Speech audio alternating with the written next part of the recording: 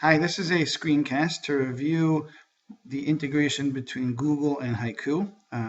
Yesterday at SKA, we did a session on this, and I have here set up let's just delete this one before we start.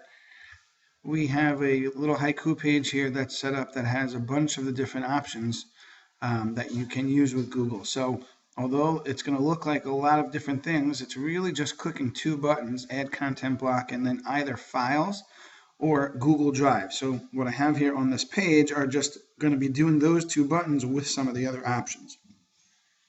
So the first one is Add Content Block File. Now you're going to do this when you want it to look like the file is there for the student to click on to open. So for example, here if the student were to click on it, it would just open up this document in Google Docs.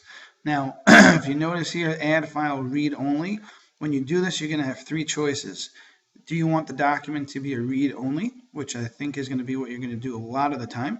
You have an assignment, you have some kind of handout that you want to give that's in a Google Doc.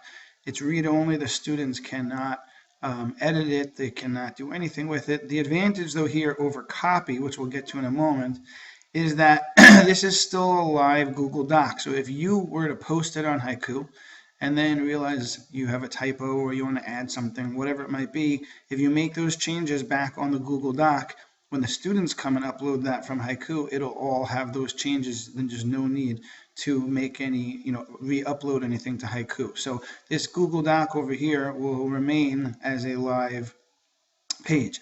As opposed to copy, this is where the students will click on it, and instead of opening in Docs, it'll actually just download a PDF. So that's helpful if you'd want to have a PDF of the file for some reason.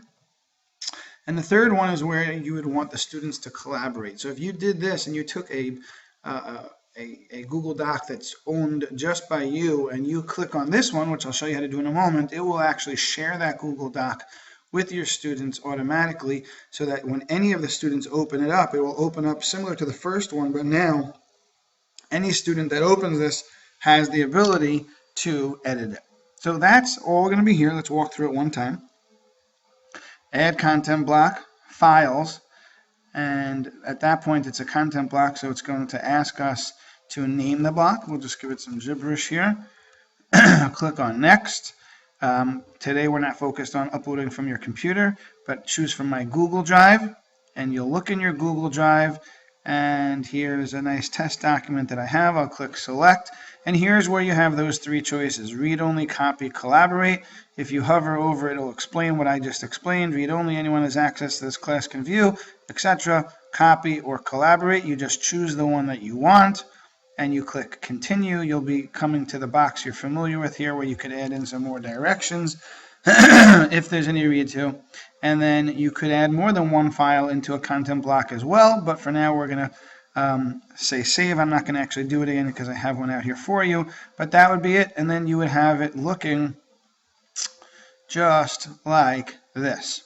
Okay, so again, those are your three choices. That's if you're adding a file. Add content block, add file.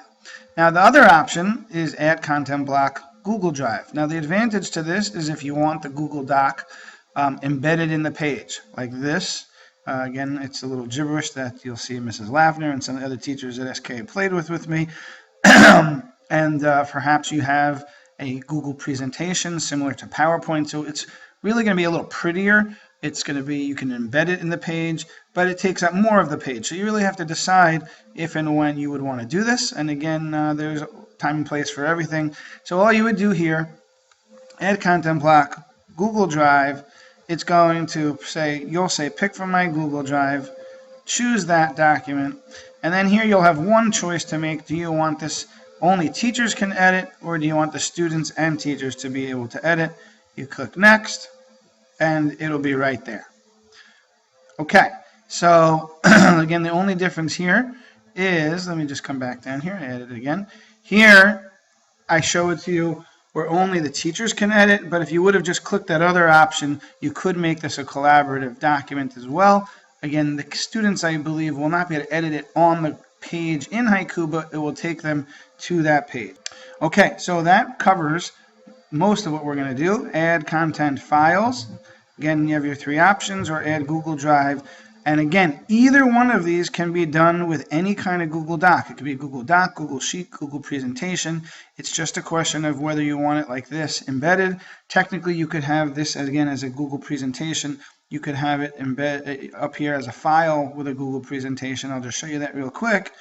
In which case, the students would just have to click on it to get to it. But we'll just review that because there's, depending what you'd like to do, you can do it. So there's my Google Drive PD.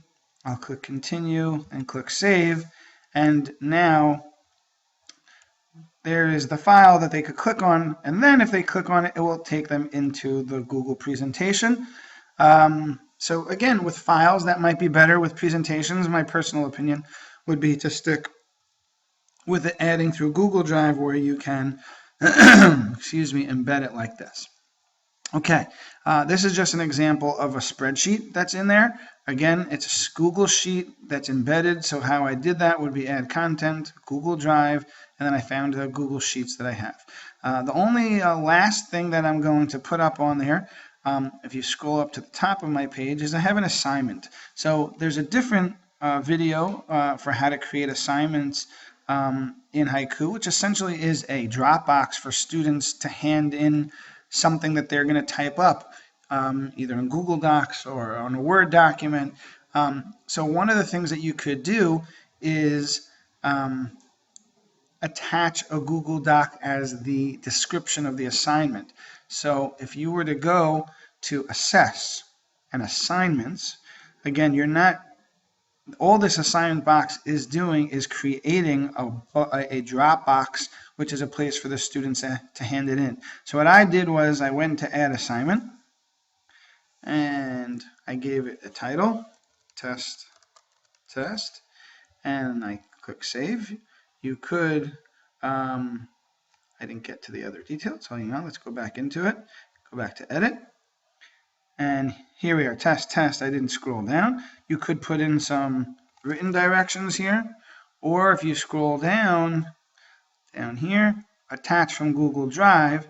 So again, this is attaching. Let's assume that this was the description of your assignment. Then I could click save. Again, there's other details for the assignment part, which I'm not going to go through now. That's a separate video.